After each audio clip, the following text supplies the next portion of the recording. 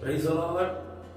ఈ దినము దేవుడి యొక్క మాట ద్వితీయోపదేశకాండము 23వ అధ్యాయము 5వ వచనంలో చివరి మాట, నీ దేవుడైన యెహోవా నీ నిమిత్తము ఆ శాపమును ఆశీర్వాదముగా చేసిన దేవునికి స్తోత్రం కలుగును గాక.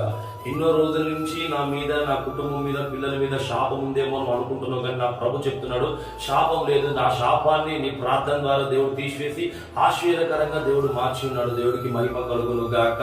ఏ శాపం ఇంకా నీ మీద పనిచేయదు, ఎందుకంటే దేవుడు నిన్ను ప్రేమించినాడు గనక ఆ శాపాన్ని ఆశీర్వాదంగా నీకు, నీ కుటుంబానికి దేవుడు చేసి ఉన్నాడు. ఇక నువ్వు భయపడకు, ఆశీర్వాదమే నీ ఇంట్లో ఉంది. శాపం కొట్టివేయబడింది. ఆ శాపం ఇక నీ ఇంట్లో ఉండదు, నీ పిల్లల జీవితంలో ఉండదు. ఆశీర్వబడిన జీవితంలో మీరు, మీ కుటుంబం నడుస్తుంది కనుక దిగులు పడకు, ధైర్యంగా ఉండు, దేవుడి పైన విశ్వాసం ఉంచు. దేవుడు నిన్ను, నీ కుటుంబాన్ని దీవించును గాక.